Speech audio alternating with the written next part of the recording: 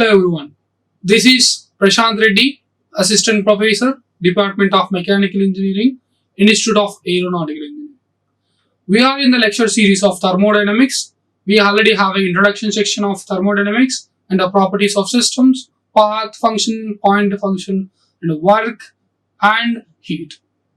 We also have flow and non-flow process. These are the discussions we done in the previously.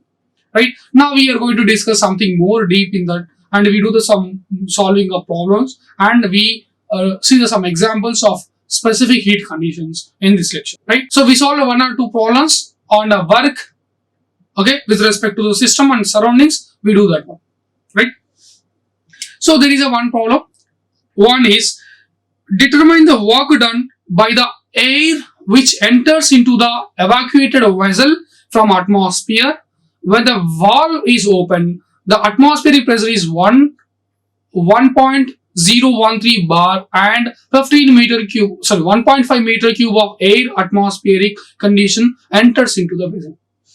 The condition is that this is a vessel, okay, initially it is fully evacuated, there is no air inside, that means it is fully vacuum condition. So it is having some wall, okay, it is having some wall.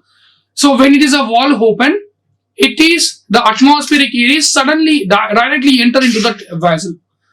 So due to the enter into the vessel, there is some amount of work done by the system. That means there is some amount of work done on the container by the atmosphere. So how much amount of work is done, that we are going to calculate by this example. Okay, so just if you go for so there is a system is in such a way that there is a system, if you take in such a way that this is an evacuated bottle, okay, inside there is nothing is there. Now it is a vacuum condition.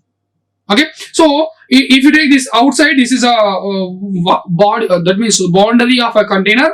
Inside, if you take, this is a boundary after the evacuation. So this is a wall, it is a opening closing. Okay, so when it is open, what happened? The surrounding atmosphere, that surrounding atmospheric air is enter into that one. So he gave the condition is that the atmospheric pressure is 1.013 bar pressure and the volume of this container is 1.5 meter cube. That means at 1.013 bar pressure, the 1.5 meter cube of air is enter into this container. Okay, to settle at atmospheric condition, this is enter into that bottle. So that is we are doing, right? So how the work is done by the surroundings to that system, we are going to calculate, right? So the no work is done by the boundary in contact with the vessel because there is no work done by the boundary. Previously, if you see this one, see the balloon example. The balloon expanding means that there is a work done by the balloon because of expansion. But here the volume of this container is not changing, so that we can say that there is no work done by the boundaries in contact with the vessel. As a boundary does not move, because it is a boundary is not moving. So work done by the external boundary at a constant pressure, of course, because the atmosphere is maintaining at a constant pressure P, so that the work is done at a constant pressure condition. Okay, so that is we can say that W is equal to the integral of V1 to V2 into PdV. Why? Because see, once it is entered into this one, we can say that it is non-flow process. Okay, so we use this equation, and what is a V1 to V2? Initially the so the volume is, that means volume is initially 1.5 and filled with the, so reaches to the, so fully evacuated to 1.5. Okay, so assume this much amount of air is flowing, right? So this much amount of air having a 1.5 meter cube of air. Okay, once it is entered into this cylinder, what happened? The entire this area is zero volume, right? The air is entered means there is no air. That means the volume of occupied is zero. Assume that. Okay, of course, this area is filled by another air particles. That is the second criteria. But this much amount of area is initially 1.5 meter cube, and that is entered into the bottle. Due to that, there is after the second entering to that one, we can say that there is a volume is zero. Why? Because we are not considering the bottle. Why? Because bottle is not doing any work. Only atmosphere is doing the work, so that we can say that we consider the condition of atmosphere. Right? So that's why we take a volume V1 is 1.5, V2 is 0. And the equation is P into dV. Right? Next, substitute the equation. The pressure is that, we know that atmosphere pressure, this is 1.013 bar into volume is 0 minus 1.5. That means minus, if you do this one, you can get this minus 1.5 into 195 into 10 power of 5 kilojoules, 10 power of 5 of kilojoules. If you do in the kilojoule form, that is minus 151.95 kilojoules. Why we get the minus? Because atmosphere is that means atmosphere is losing some amount. That means if you consider in terms of bottle, atmosphere is done. That means it is done on the system, right? So if you take in terms of bottle, if you take a consideration of bottle, so to that bottle, the atmosphere is doing the work, so that the bottle is gaining some amount of work. So work is done on the system. That's why we take it is negative. If it is a fully pressurized, if it is released to outside, then we can say the work done by the system. Then it will take the positive. But here air is enter inside the bottle. Due to that, what happened? It is the work done on the system. That's why we take is a negative. That's why we get the value of minus 151.95 kilojoules of energy. That means work. Right? Since the free air bounded is contacting, the work done by the system is negative and the surroundings do the positive work upon the system. Okay, so for the surrounding point of view, it is a positive work for the surroundings. In the point of view of a bottle, it is a negative work. Okay, in point of view of this one, it is a positive. In point of view, this one it is negative. Right? That is we can understand. Right? Next, there is one more problem. A cylinder contains 1 kg of a certain fluid at an initial pressure of 20 bar. So it is a cylinder. It is having a certain amount of fluid at a 20 bar initial pressure.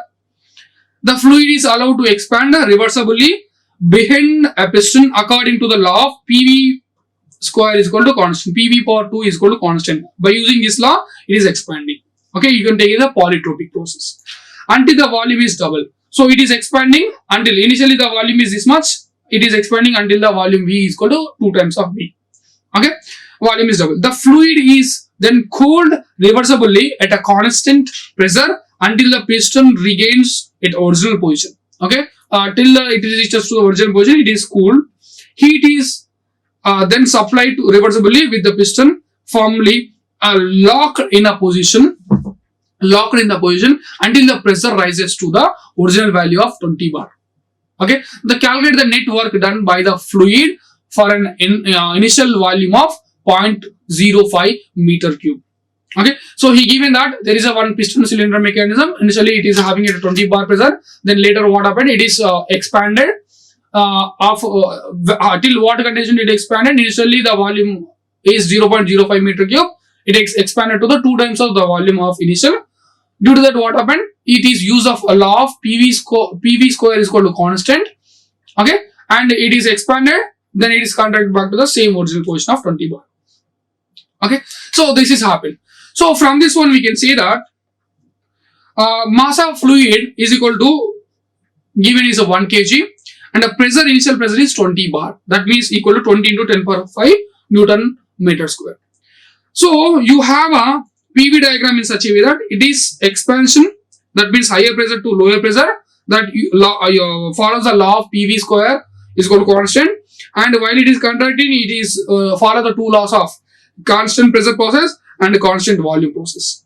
Okay, this use the 2 laws. Now, because it is following a law of PV square is equal to constant, so that P1 V1 square is equal to P2 V2 from the polytropic process. From this, we can easily, we know that P1 pressure, but we don't know what is the pressure 2. But here, initially P1 given is 20 bar and volume V1 given is 0.05 meter cube and V2 given is 2 times of V1. Okay, substitute this one here, P1 substitute V1 by 2. V1 is V1, V2 is 2 times of V1. So that if you cancel this one, what you get? 1 by 2. So that you get the square of this one, you get that 20 by 5, that is 5 bar. So because of expansion, what happened? Final pressure reaches to 5 bar. So instead of from 20 bar to 5 bar, it reaches. Right? This is happened. And this is a process from 1 to 2. So you can also calculate what is the work done. If you do the work done equation, directly substitute in this one, area of 1 to ml, so that you get the integral of 1 to 2 p dv. If you do this one, you get the work done in such a way that from the polytropic process, you get the value of C is, so you can use the equation like the P1 V1 minus P2 V2 minus P1 V1 by n minus 1. Okay, if you substitute this one, you can also get, so what is a P2? Is a 5 bar into what is V2? 2 times of 2 into 0.05. Right, right, actually it is P1 V1, right? Okay, it is P2 V2.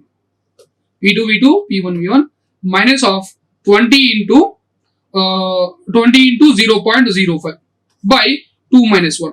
So you get the value. By this one, you can also calculate how much value you get. You know, something around 10 into 0.05 minus you get something around 0.1. Okay, here you get the 0.5, you get, sorry, 0.1. So you get the value of 1 here. So that you get the 5 by 1, that means 0.5. So work done, you get around something 0.5 into 10 power of 5. 0.5 into 10 power of 5. Okay, if you convert into Newton meter, you get the 50,000 something around. You get the value of work done is 50,000 Newton meter. Okay. Okay. Sorry, it is not 10 power of 5, it is 10 power of 6. If you multiply, you get the 50,000 Newton meters. Right? This is a work done by expansion. That means it is work done because of expansion.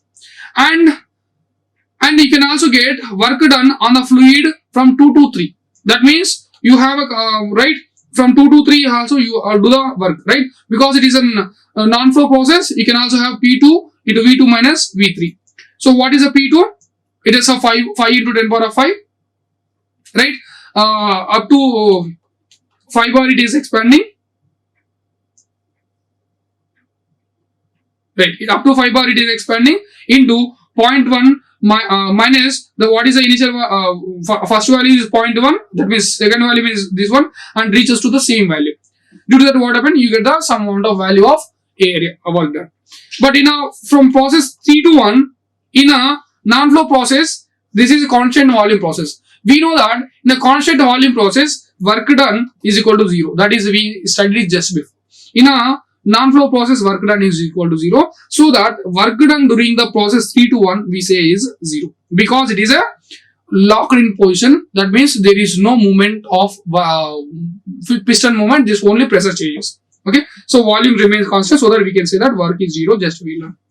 From this one, what is the network? Network is that work of expansion minus work of contraction. Work of expansion is 50,000 Newton meter, work of contraction is 25,000 Newton meter. Do that. So network you get around 25,000 Newton meter amount of net work. Okay, this is a method of finding the work done for the system. Okay, so you use the equation and use the graph of this one. You calculate things whatever you want.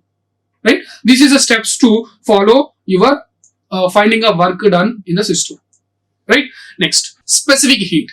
Specific heat is one of the term which is very mostly we hear in the next coming days of thermodynamics. So what is specific heat? In a specific heat, you have two terms. One is specific heat at a constant pressure. One is specific heat at a constant volume. So where you use a specific heat at a constant pressure, where we use a specific heat at constant volume, we just previous videos we discussed. So we use specific heat at constant pressure for the liquids and gaseous and solids. For all the three states, we use a specific heat at constant pressure. But specific volume, specific heat at constant value, we use only for gases, right? So we know that these things we learned previously, but what is the use of this specific heat in real time? So how we use this specific heat to calculate the many of the things that we are going to discuss now. Okay, so right, first I take the example of specific heat at constant pressure.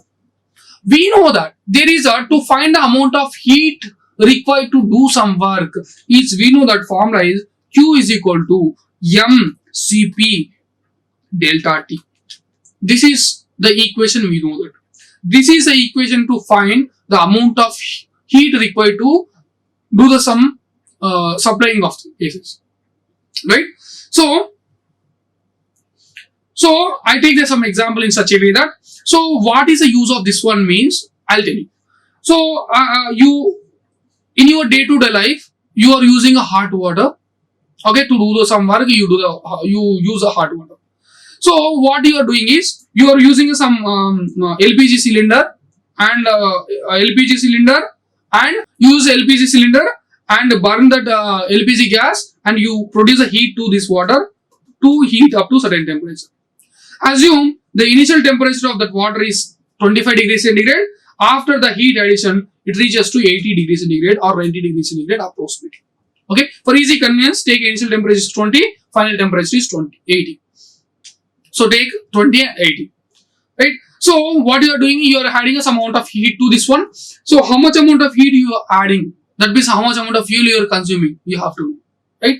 So for a water, we know that specific heat of water, we know that it is 4.18 kilojoule per kg Kelvin. We know that this is standard value. So the mass of water, you know that how much amount of water you are using. Say assume 2 kg of water. Okay, what is the temperature changes from 20 to 80? So from this you can say that the amount of heat required is equal to the mass of water is 2 kg and the specific heat is 4.18 into the change in temperature is from 20 to 80. That means the change in temperature is around 60 degrees centigrade, right? So if you calculate this one, how much amount of heat you get, some X amount of heat, kilojoules of heat you are getting.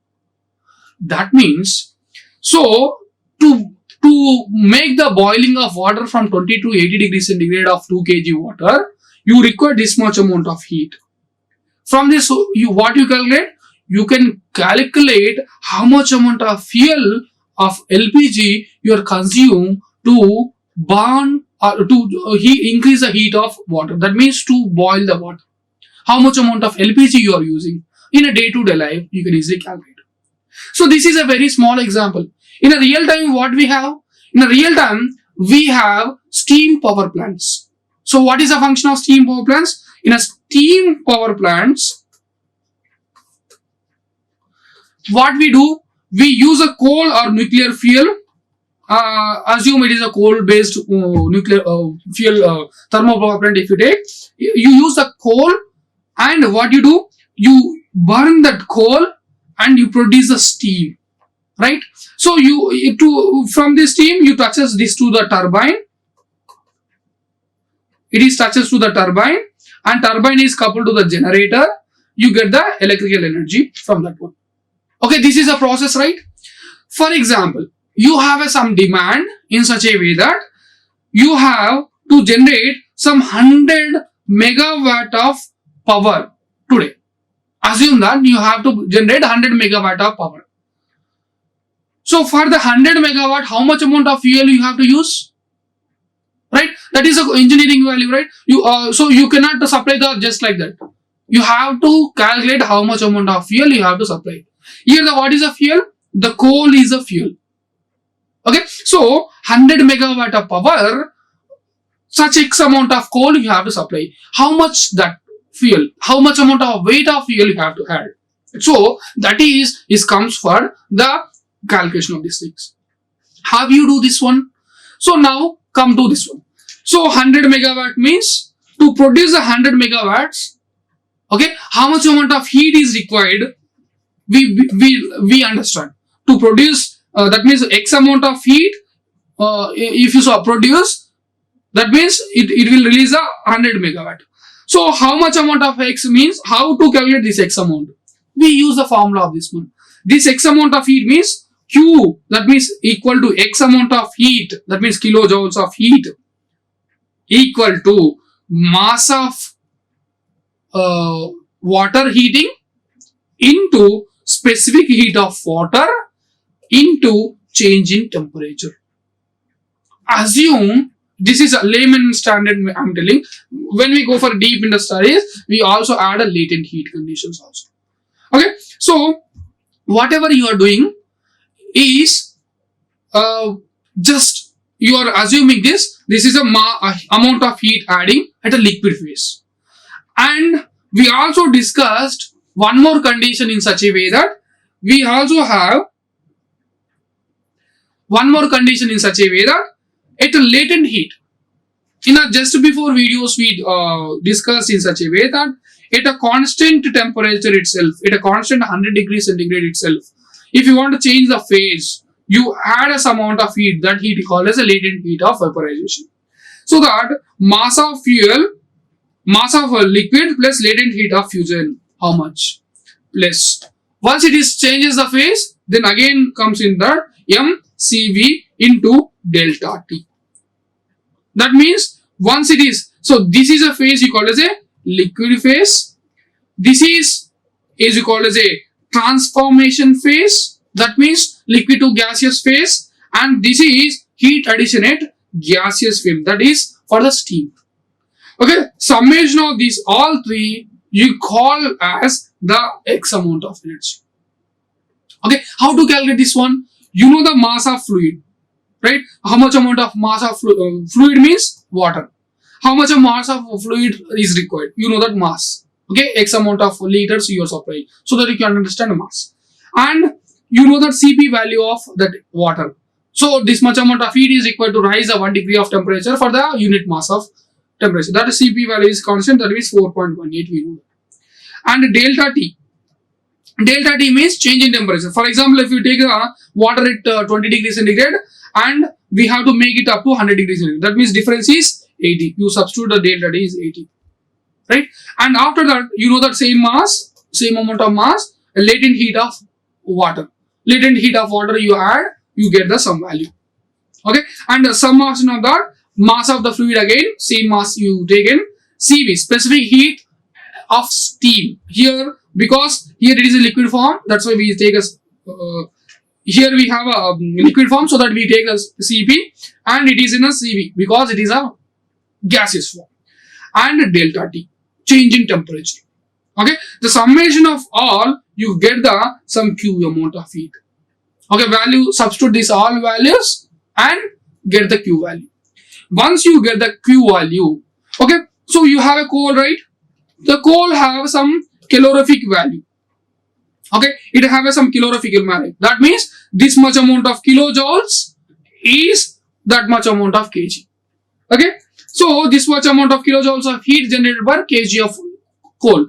So from this one, you know that Q value. So you substitute a mass of substitute. That means how much amount of coal, mass of coal you have to substitute means Q by calorific value you substitute. Kilojoule by kilojoule per kg. If you cancel this one, you get the kg of fuel supply. That means if you want to supply the 100 megawatt of power, you need this much amount of kg of coal you have to supply means you can easily calculate.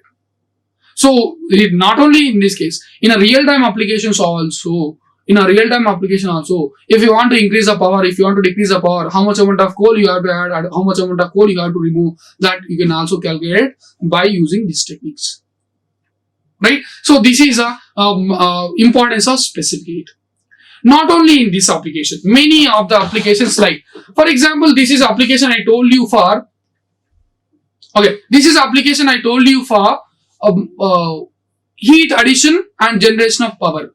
And I can also tell the same in a other way. So other way in the sense, remove of heat. So where we remove, example for the refrigeration. Okay, I take the same water to do the form into the ice form. Okay, so I have water Example, I have a water at 20 degrees centigrade. Assume it is at 20 degrees centigrade. So, how much amount of energy you have to supply to form water from 20 degrees centigrade to minus 10 degrees centigrade? How much amount of energy you have to supply? That we have to calculate by using the Cp and Cv values. How to calculate this one? Same. Previously we have to do the for steam. Now we have to do it for fusion process. Okay. So what to do? So we know that the amount of heat removed from the gases. Okay. How to do this one? Same formula. M Cp into delta T plus mass of fluid into latent heat of ice plus M Cp into delta T at ice form. So it is, we can say that this is at liquid stage, this is phase transformation stage, and this is at solid state. Nothing but in this state, this formula we apply for the liquid, that means water is at a liquid condition. This is, we apply the formula for the phase transformation at 0 degree centigrade. This is, we apply the formula for liquid from 0 to lesser conditions. Okay, how to do this formula? So use this equation in such a way that M, what is the M value? Assume I have a 10 liters of water. Assume that there is a 10 liters of water. Okay, mass of the water is, assume 10 liters means approximately it is a 10 kgs into Cp is 4.18 into delta T. How much initial temperature it is? 20. Up to what temperature it is? 0. Why? Because between only it is in liquid form, right? So this is a liquid phase plus what is a mass of liquid? Again same. Of course now mass is not changing. Same 10 kgs into latent heat of ice is something X value. I forgot the value. So that there is some latent heat of ice. This is something 4.8 I think, I guess. Okay, latent heat of ice is 4.8 plus it is in a transformation. That means at a 0 degree centigrade itself, at a 0 degree centigrade itself, the convert water from liquid to ice. That means at the same degree, same temperature, if you convert a liquid to ice, that means liquid to solid, that is called latent heat of fusion. Okay, that value you have to write here. Then mass of liquid again, same 10, mass of liquid again 10 into Cp of ice is something value into change in volume. What is the change in volume? 0 is initial position minus up to what temperature you want to reach? Minus 10 degrees. Minus of minus 10 degrees. Okay. If you get this value, you get this one and this one and you get this one. Okay. By summing of that, you get this amount of Q amount of heat. Okay. If you remove this much amount of heat, that means you'll get ice from 20 degrees centigrade to minus 10 degrees centigrade. So this is called as a engineering approach of calculation of things, right? This is the step-by-step process of finding a heat addition or heat removal of systems, right? Not only for this one.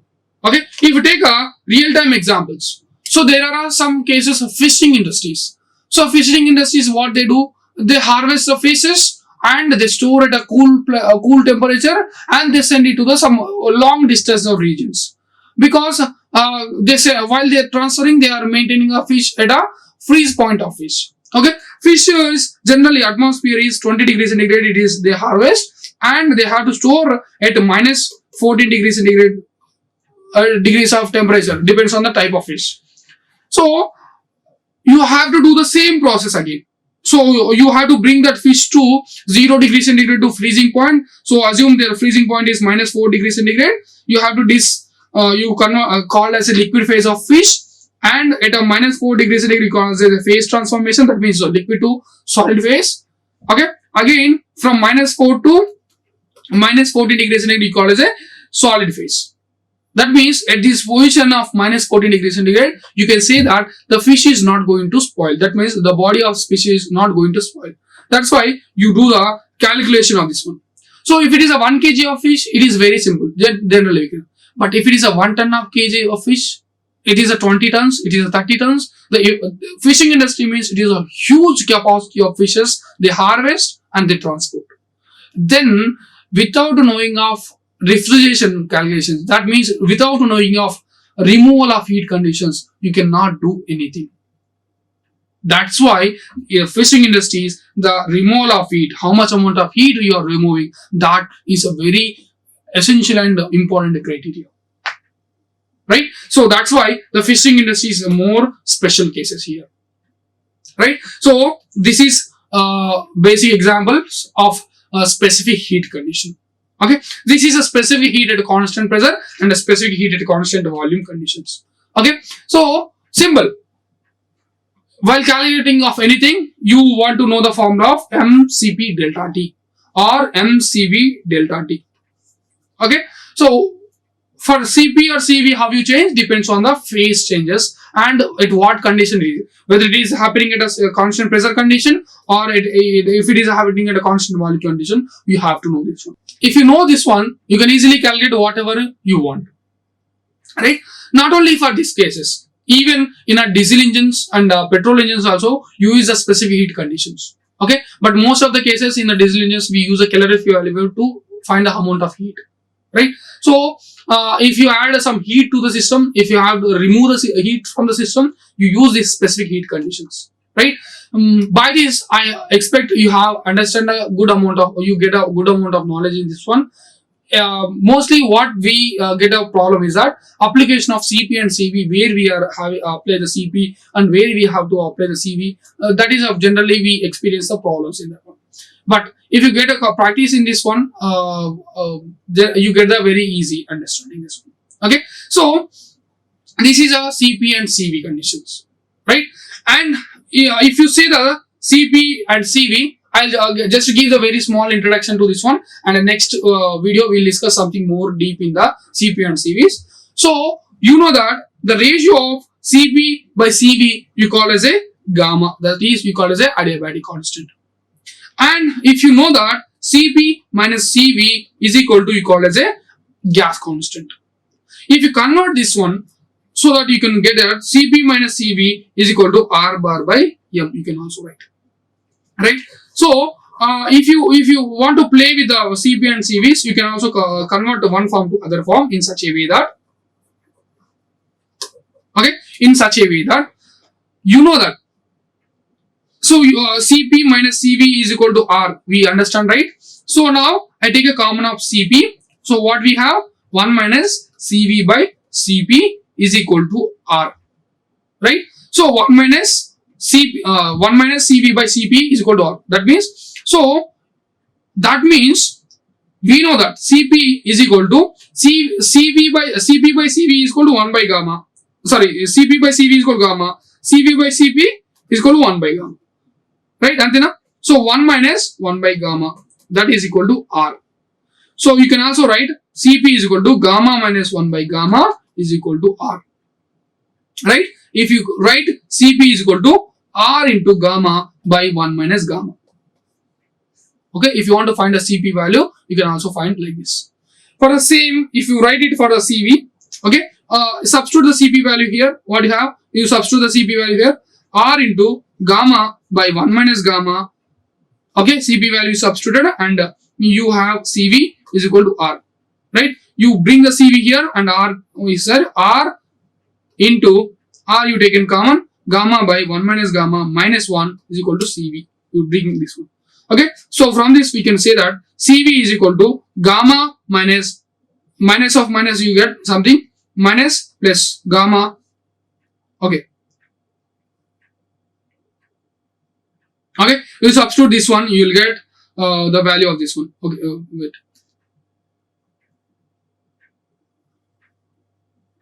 So sorry, it is a gamma minus 1.